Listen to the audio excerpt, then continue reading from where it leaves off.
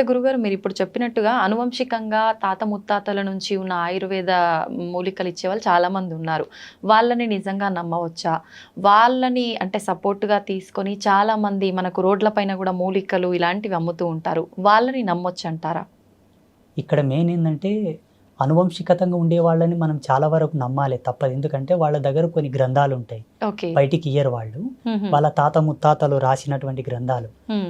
ఈ వేరు దేనికి పనిచేస్తది? దీని గుణం ఏమిటి? దీని ధర్మం ఏమిటి? హ్మ్. దీని యొక్క రూపం ఏమిటి? దీన్ని ఎలా ఇవ్వాలి? ఎంత మాత్రంలో ఇవ్వాలి? హ్మ్. ఎన్ని సమపాలలో కలిపి ఏ మాత్రలు ఇవ్వాలి? ఏ పసరు ఇయ్యాలి? ఏ పౌడర్ ఇయ్యాలని వాళ్ళకి తెలిసుంటది. ఓకే. వాళ్ళు గ్రంథస్థంగా రాసిపెట్టి ఉంటారు కాబట్టి కొంతమంది ఉన్నారు ఇప్పటికి చాలామంది. హ్మ్. వాళ్ళని నమ్మొచ్చు. ఈ రోడ్ల మీద కూర్చున్న వాళ్ళలో కూడా అందరిని నమ్మాలి, అందరిని నమ్మకూడదని కాదు కానీ కొందరు వ్యాపార ధోరణిలో అమ్ముతుంటారు. అవును. అట్లా అమ్మిన వాళ్ళ దగ్గర తీసుకున్న వాళ్ళు వాడి చాలా వరకు ఇబ్బందులు, పడ్డారు. సైడ్ ఎఫెక్ట్స్ వచ్చి చాలా మంది బాధపడ్డారు. అవును మన గురుగారు. ఆశ్రమానికి చాలా మంది వచ్చి చెప్పారు నాకు. ఓకే. ఒక ఆయనతో నేను ఒక పసరు తీసుకున్నానండి, తాగిన తర్వాత నాకు ఈ దుద్దుర్లు వచ్చాయి, ర్యాషెస్ వచ్చాయి అని చెప్పేసి. హుహుహు. నాకున్న జ్ఞానంతో దానికి విరుగుడుగా ఏదో నాకు తెలిసిన పసరు, హ్మ్. ఏదో పౌడర్, మందు అవి ఇచ్చి మళ్ళీ బాగు చేశాను నేను. ఓకే. వీళ్ళని నమ్మడం కరెక్ట్ కాదు, 100% నమ్మకూడదు. ఓకే. ఎందుకంటే మనకు సైన్స్ ఇంత డెవలప్ అయింది ఇప్పుడు. హ్మ్. ప్రతిదాని కూడా మనకు సెకండ్లో త్రుటికాలం నందే ఇచ్చేటటువంటి వైజ్ఞానికం వచ్చింది ఇప్పుడు. అవునవును. మ్యాక్సిమం ఇప్పుడున్న కాలమాన పరిస్థితులను బట్టి, మనం తింటున్న తిండిని బట్టి, హ్మ్. ఇప్పుడు ప్రతిదీ కూడా మందులో కూడా అంటాం మేము మోటుగా. అవును. అవును గురుగారు. ప్రతిదీ కూడా మందులతోనే పండించే ధాన్యాలు, పండ్లు, కాయగూరలు అవే వస్తున్నాయి. అవును. ఈ తిండిని బట్టి, ఈ జీవన విలువలను బట్టి ఈ మందులు వాడడమే మంచిది. హ్మ్. అప్పట్లో మోటు మందులు ఎట్లా పనిచేస్తుందంటే గట్టితనం ఉండే అందరి లోపల, ఓకే. దృఢత్వం బాగుండే, తినే తిండిలో కూడా ఆ గట్టితనం ఉండేది కాబట్టి పసర్లు పనిచేసేవి. హ్మ్. ఇప్పుడు అంత తొందరగా పనిచేయవు. ఓకే. అంటే శరీరం సపోర్ట్ చేయొద్దు దాంట్లకు. ఓకే. అయితే గురుగారు ఇది అడగొచ్చో లేదో తెలీదు. చాలా వరకు నేను కొన్ని ప్రాంతాల్లో విన్నాను. పల్లెటూర్లలో వాళ్ళేమంటారంటే ఇద్దరు, ముగ్గురు ఆడ సంతానం ఉంటే ఖచ్చితంగా నెక్స్ట్ రాబోయే సంతానం మగ శిశువు జన్మించాలంటే పసరు పోస్తారు పలానా ప్లేస్‌లో. ఖచ్చితంగా మగ శిశువు జన్మిస్తారు అని అంటుంటారు. ఇలాంటి పసరు మందుల్ని నమ్మొచ్చంటారా? నిజంగా అలా జరుగుతుందంటారా? నా జీవితంలో, నా అనుభవంలో ఒక 7, 8 కేసులు నేనే డీల్ చేశాను. సక్సెస్ అయ్యాయా గురుగారు? 100% అమ్మ సాక్షిగా. ఓకే. అబద్ధం ఏం లేదు. హ్మ్. అంటే ఇవి ఎట్లుంటాయమ్మా, వాళ్ళ యొక్క అంటే వాళ్ళ యొక్క పుణ్యం, వాళ్ళ రాతఫలం, వాళ్ళ అదృష్టాన్ని బట్టి ఆధారపడి ఉంటాయి. ఓకే. కొందరికి వికటించాయి కూడా, కొందరికి సక్సెస్ కాలేదు. హుహుహు. అంటే ఇక్కడ మనం ధార్మికంగా చెప్పాల్సి వస్తే వాళ్ళ యొక్క పుణ్యం, వాళ్ళ అదృష్టం. హ్మ్. ఇటువంటివి ఏంటంటే హార్మోనల్ సెక్టర్ని మార్చేటటువంటి మూలికలు కొన్ని ఉంటాయి. ఓకే. హ్మ్. స్త్రీ ఎప్పుడైతే పిండోత్పత్తి గావించే సమయం లోపల, హ్మ్. ఆమె సంతానవతి కావడానికి రెడీగా ఉన్న సమయం లోపల హ్మ్. ఆ పసర్లు తాపడం వలన తప్పకుండా పురుష సంతానానికి సంబంధించినటువంటి సంపర్కమే ఆ కలయిక వలన అదే హార్మోన్స్ రిలీజ్ అయ్యి అదే హార్మోన్స్ వల్ల వాళ్ళకి పిండోత్పత్తి అవుతుంది ఓకే. అని అప్పట్లో ఆయుర్వేదంలో చాలా గొప్పగా రాసి ఉన్నారు. హుహుహు.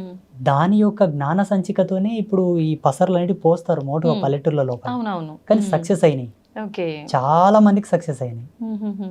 కొందరు ఓకే. ఫెయిల్ అయితే వాళ్ళ అదృష్టం ఇక చెప్పనీకి రాదు. కొంచెం మన చేతుల్లో ఉంటే కొంచెం అదృష్టం భగవంతుడు భగవంతుడి పైన ఆధారపడి అంతే. ఉంటుంది. ఓకే. అయితే గురుగారు చావు పుట్టుకలు అనేవి మన చేతుల్లో లేవు. ఆ భగవంతుడు ఎప్పుడు సెలవిస్తాడో, ఎప్పుడు ఆజ్ఞాపిస్తాడో ఆ రకంగా అన్నీ జరిగిపోతూ ఉంటాయి. అయితే చావుకి పుట్టుకకి ముహూర్తాలతో పని లేకుండా ప్రకృతికి అనుగుణంగా జరిగిపోతున్నప్పుడు మనం భూమి మీదకి వచ్చిన తర్వాత ఏ మంచి కార్యక్రమం చేయాలన్నా, ఎటువంటి కార్యక్రమం చేయాలన్నా ఖచ్చితంగా ముహూర్తం చూసుకోవాలి. శుభముహూర్తం అనేది పంతులతో, పండితులతో మాట్లాడి పెట్టించుకోవాలి అంటుంటారు. మరి ఎందుకని గురువుగారు? చూడమ్మా, ప్రకృతి వేరు, మనం వేరు కాదు. ప్రకృతి మనం ఒకటే. ఓకే. ప్రకృతిలో మనం అంతర్భాగమైనప్పుడు కాలధర్మ సిద్ధాంతాన్ని అనుసరించి, ప్రకృతి యొక్క నియమాన్ని అనుసరించి మనం నడవాలని దాని యొక్క సూచన. ఓకే. సమయం వేరు, ప్రకృతి వేరు, మనం వేరు కానే కాదు. అందరం కలిసి ఒక జీవితంగా జీవిస్తున్నాం అంతే. ఓకే. మనం ఒక సమయాన్ని తీసుకుంటున్నామంటే ఆ తాలూకు యొక్క ఎనర్జీ సీక్వెన్సెస్ యాడ్ అయి ఉంటాయి నేచర్లో. ఆ గ్రావిటీ అనేది ఫోర్స్ అయి ఉంటుంది అప్పుడు. అట్ ద పాజిటివిటీ, శుభ సమయము, శుభముహూర్తం, శుభ సంకేత దృక్పథంతో కూడుకున్నటువంటి వాతావరణం. ఓకే. మంచి నీ జీవనాడులకు, నీ జీవ చైతన్యానికి, నీ ఆరా సిస్టానికి అది అనుసంధానం అయ్యి ఉండే టైం అది. ఓకే. ఉదాహరణకి సూర్యోదయం లోపల ప్రశాంతంగా చల్లగా ఉంటది వాతావరణం. అవును గురుగారు. మధ్యాహ్నానికి ఆ వాతావరణం ఉండదు కదా. ఉండదు. అంటే ఏం మారినట్టు? ఉమ్. సూర్యుని యొక్క తాపం పెరిగి వేడి ఎక్కువ ఉత్పన్నం అయ్యింది కాలంలోనే. అవునవును. ఇదే కాలంలోనే మార్పులు జరుగుతున్నాయా లేదా? ఉమ్. అలాగే ఋషుల యొక్క ద్రష్టత్వం, ఋషుల యొక్క దార్శనికత ఇక్కడనే మనకు గొప్పతనం అని తెలుసుకోవాలి మనం. ఉమ్. భారతీయ ఋషుల యొక్క గొప్పతనం. ఓకే. ముహూర్తాన్ని ఛేదించి ముహూర్తం యొక్క నిశ్చయం చేసేటటువంటి ఏకైక గణాంక సిద్ధాంతం మనదే. ఉమ్. హిందూయిజంలోనే ఉంది, ఎక్కడ లేదు. ఓకే. ముహూర్త ప్రమాణాన్ని అంత ఈజీగా లెక్క కట్టడం అందరికి సాధ్యం కాదు. ఉమ్. చాలా సెన్స్ కావాలి దానికి. ఓకే. అబ్బా ఎంత తపస్సు చేయాలో. ఉమ్. ఇప్పుడు కాలంతో మాట్లాడాలి తల్లి లైవ్గా. ఓకే. కాలంతో లైవ్లో మాట్లాడితే తప్ప ముహూర్త నిశ్చయం కాదు. ఉమ్. ఈ ముహూర్తాలు, ఈ పంచాంగం, ఈ ఆస్ట్రోఫిజిక్స్ అంతా కూడా 14 లక్షల సంవత్సరాల క్రితమే రాయబడింది. ఓకే. 14 లక్షల సంవత్సరాల క్రితం రాయబడ్డటువంటి పంచాంగంలోనే ఉమ్. రేపు వచ్చే అమావాస్యకు సూర్యగ్రహణం ఉంది, ఇప్పుడు వచ్చే అమావాస్యకు సూర్యగ్రహణం ఉందని ఇప్పుడే మన పంచాంగంలో రాశారు. ఉమ్. కరెక్ట్ ఆ రోజు సూర్యగ్రహణం పడుతుందా లేదా మీరు చెకప్ చేసుకోండి కావాలంటే. ఓకే. 100% మన పంచాంగంలో చెప్పిన ముహూర్తంకే ఉమ్. సూర్యగ్రహణం పడుతుంది. ఓకే. అంటే 14 లక్షల సంవత్సరాల క్రితమే నిశ్చయమైనటువంటి ముహూర్తాలే ఇప్పటికీ ఉన్నాయి. ఉమ్. అమావాస్య, పౌర్ణమి, గ్రహాలు, అవును. నక్షత్రాలు, ఉమ్. మనకొచ్చే పుష్కరాలు, కుంభమేళ, ప్రతి ఒక్కరు పెట్టుకునే ముహూర్తాలు, ఎవ్రీథింగ్ ఆల్సో, ఓకే. ప్రతిది కూడా. ఉమ్. అంటే ఇది ఎంత డెప్త్ అండ్ డెప్త్ సైన్స్ అంటే అమ్మ, మానవుడు కొన్ని లక్షల యోజనాల కిందికి వెళ్తే తప్ప ఈ అర్థం మనకు రాదు. అవును. ఓకే. కానీ ఋషులు ఎలా ఇచ్చారో, ఉమ్. అందుకే గురువుని సాక్షాత్తు భగవంతుడితో సమానం పోల్చారు మన ధర్మంలో. ఉమ్. భగవంతుడే ఒక మనిషి వచ్చి మనకి ఇన్ని అద్భుతాలను ఇచ్చాడని నేను భావిస్తున్నాను. ఇప్పుడు రేపు అన్నది కూడా భవిష్యత్తే కదమ్మా. అవును గురు. వచ్చే అమావాస్యకే సూర్యగ్రహణం పడుతుందని ఇప్పుడు పంచాంగంలో రాశారు కదా. ఉమ్. వీళ్ళు రాసిన దానికి అక్కడ గ్రహాలు మారుతున్నాయా, లేకపోతే అక్కడ గ్రహాలు మారేదాన్ని బట్టి వీళ్ళు రాశారా? మారేదాన్ని బట్టే వీళ్ళు రాశారు. వీళ్ళకి ఎలా తెలుసు? అప్పుడు రాకెట్స్ లేవు కదా గ్రహాల దగ్గరకు పోవడానికి. అవును. ఇప్పుడు ఏరోప్లాన్స్ ఉన్నాయి, అవును. అప్పుడు రాకెట్స్ లేవు కదా. ఉమ్. ఒకవేళ మా ధర్మం లోపల విమానాలు ఉన్నాయి, పుష్పక విమానాలు ఉన్నాయి అంటే నువ్వు నమ్మరు. ఉమ్. పోనీ అట్లానే పోయి చూసిండ్రంటే కూడా నమ్మరు. లేవు, ఇప్పుడిప్పుడే కనిపెట్టారా అని అంటారు. నిజంగా ఉన్నాయా గురుగారు పుష్పక విమానాలు? 100%, ఉమ్. 100% ఉన్నాయి. ఓకే. ఆత్మసాక్షి ఉన్నాయి. ఉమ్. చూడమ్మా, ఈ కాలంలో లేదేది మానవుడు కనిపెట్టాడు. ఇది ఓకే. వరకు ఉన్నది ఏదో ఆయనకు ఆ దార్శనికత వచ్చే కనిపెడతాడు. ఉమ్. ప్రతి సైంటిస్ట్ అయినా, ఏ ఫార్ములా అయినా, ఉమ్. ఏ పరికరమైనా సరే, ఓకే. కాలంలో లేనిది ఏది ఆయనకు ద్రష్టత్వంలోకి రాదు. ఉమ్. ఉన్నదే వస్తుంది. వాళ్ళ యొక్క ప్రజ్ఞాపాఠవాలను బట్టి వాళ్ళు శోధించుకొని దాన్ని కనిపెట్టి రిలీజ్ చేస్తారు బయటికి. ఓకే. ప్రతిదీ కూడా ఒకప్పుడు వాడబడిందే మనకు జ్ఞానం లోపలికి వస్తుంది. ఉమ్. ఓకే.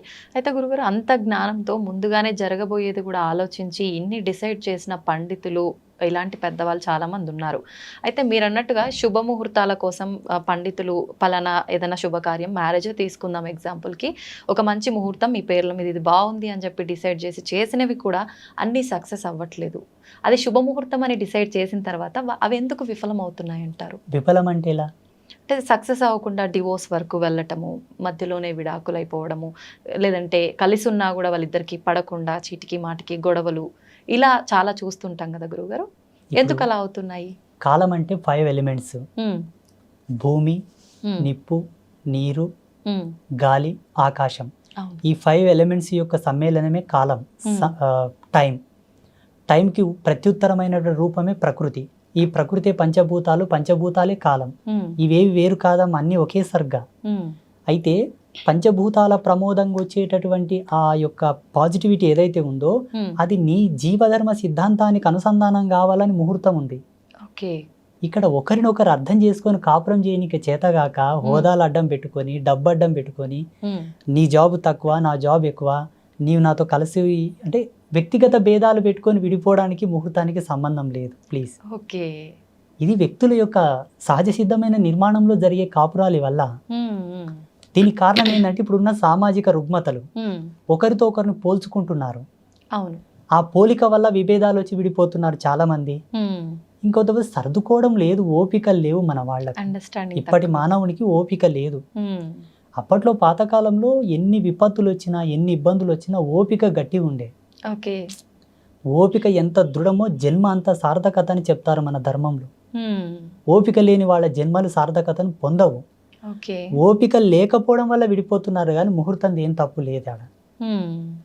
ముహూర్తం యొక్క సిస్టమ్ వేరు. ఓకే. ఇప్పుడు ముహూర్తాలు, ఈ నక్షత్రాలు, ఈ పంచాంగాలన్నీ 83 లక్షల జీవరాశులు పాటించవు. మనిషి ఈ పరివర్తనలోకి రాగలిగాడు. అవును. ఈ విజ్ఞాన శోధన చేశాడు మానవుడు.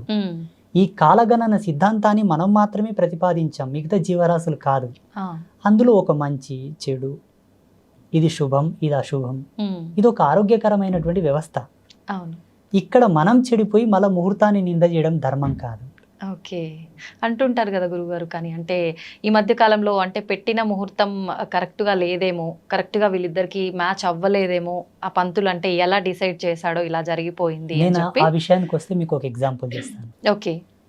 సీతారాములు నడయాడిన కాలం ఆ కాలం ధర్మవంతంగా ఉండేనా, ఇప్పుడు ఈ కాలం ధర్మవంతంగా ఉందా? ఆ కాలమే ధర్మం. ఆ కాలంలో ధర్మం సమున్నతంగా ఉంది. అవును.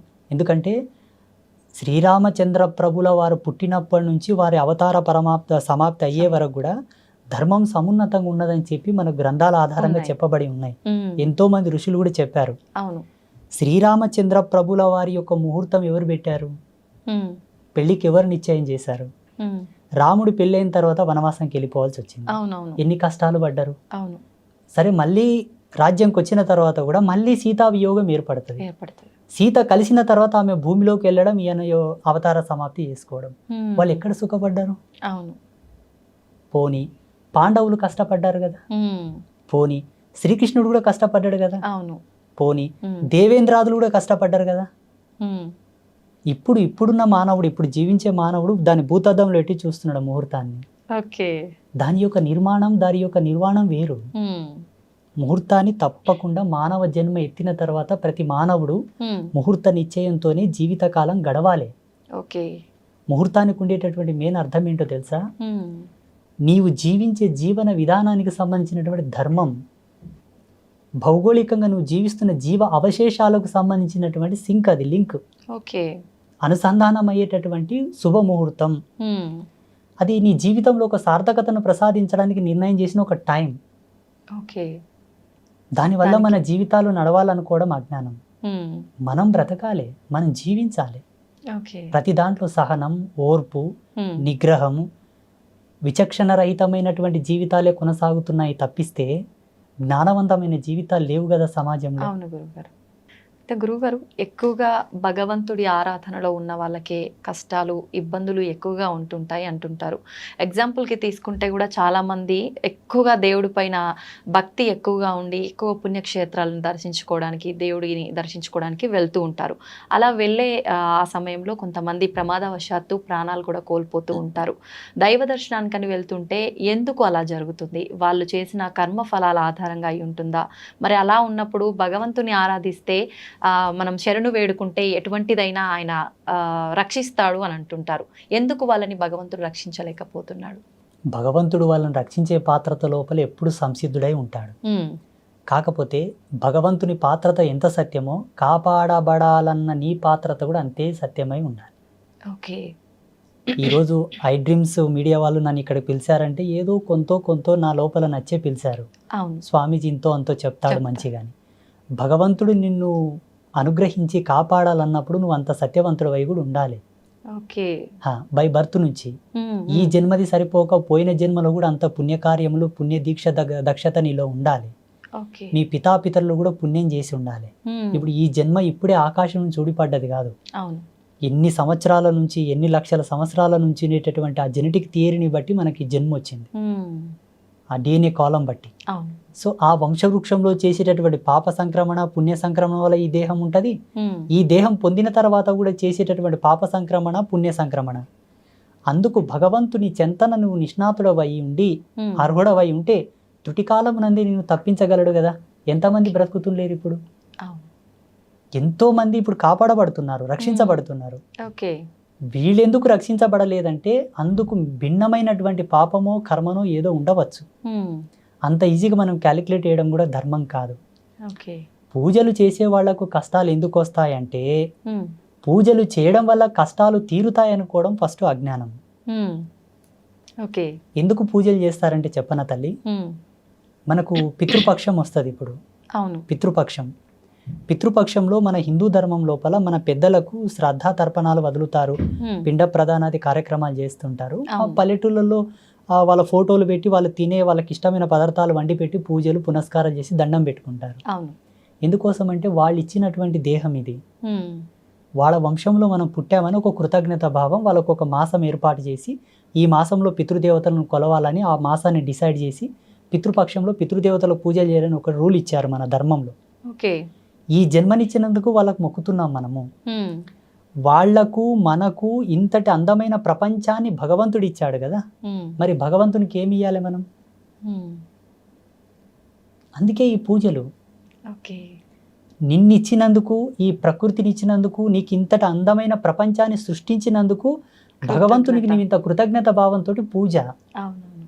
అంతేగాని నువ్వేదో ఇస్తే ఆయన నీ కోరికలు తీర్స్తాడనుకోవడం కరెక్ట్ కాదు. చూడమ్మ, వేదాంత ధర్మంలో ఎప్పుడు కూడా వేద ధర్మం ప్రకారంగా, శాస్త్ర ప్రమాణం ప్రకారంగా ఉమ్. పూజలు చేస్తే కష్టాలు నెరవేరుతాయని లేదు. ఓకే. కానీ ఉమ్. ఋషులు మనుషుల యొక్క కష్టాలు చూడలేపక, బాధలు చూడలేపక వాళ్ళు ధ్యానంలో కూర్చొని కొన్ని దర్శనాలు చేశారు. వ్రతాలు, నోములు, కొన్ని ప్రత్యేకమైన హోమములు, శాంతులు, కొన్ని యజ్ఞక్రతువులను దర్శించారు. ఓకే. వీటిని చేయండి, వీటి యొక్క మహితాత్మమైన శక్తి చేత భగవంతుడు ప్రసన్నమవుతాడు, మీ కష్టాలు తీరుతాయి అని ఒక ప్రమాణంగా చెప్పారు. ఉమ్. కానీ అది కూడా దాని మీద ఎప్పుడు ఆధారపడి ఉండకు. నిన్ను నీవు నమ్ముకో, ఉమ్. నీవు సత్యశీలుడవై మెలుగు, అప్పుడు అవి నీకు రిఫ్లెక్ట్ అవుతాయి, ఓకే. నీకు రిప్లై ఇస్తాయని కూడా చెప్పారు. మళ్ళీ వెనుకనే ఉమ్. ఉమ్. ఇలా చెబుతూనే ఇది కూడా చెప్పారు. ఉమ్. ఏది అవసరమో అదే పాటిస్తున్నారు. కంపల్సరీ. ఇప్పుడు ఒక కంపెనీ యాజమాన్యం దగ్గరికి వెళ్ళి, అయ్యా నాకు ఉద్యోగం ఇవ్వండి అంటే, ఉమ్. నీ అర్హత ఏముంది నాయనా అని అడుగుతారు. కంపల్సరీ. నేను పలానా డిగ్రీ చేశానండి, పలానా పీజీ చేశానంటే, నీ చదువుకు నీ ర్యాంకు తగ్గట్ల నీకు ఉద్యోగం ఇస్తారు. వస్తుంది. నిన్ను ఏ సీట్లో కూర్చోబెట్టాలి, ఎక్కడ కూర్చోబెట్టాలో వాళ్ళు డిసైడ్ చేస్తారు. అవును. భగవంతుడు కూడా ప్రకృతి ఆధారంగా మనం జీవించే జీవన విధానాలను బట్టి, ఉమ్. మనం నడిచే నడవడికను బట్టి మనకు కొన్ని మార్కులు వేస్తాడు. ఓకే. ఆ మార్కులను బట్టి మన జీవితం డిక్లేర్ అవుతుంది. ఉమ్. మనకు వచ్చేటటువంటి కష్టాలు, బాధలు, ఇబ్బందులు, భోగభాగ్యాబ్ది సంప్రాప్తములన్నీ కూడా మన జీవించే జీవన విధానం బట్టి వస్తాయి. ఓకే. మా పెద్దలు ఏమనేవాళ్ళు తెలుసా పల్లెటూళ్ళలో? అమ్మా, ఉమ్. ఏం లేదు నాయనా, ఉమ్. ఎవరు ఏది నాటుతారో అదే కోసుకొని తింటారు, ఓకే. ఏది నాటుతారో అదే కోసుకొని తింటారు, అందుకు మిన్న ఏదీ లేదు. ఉమ్.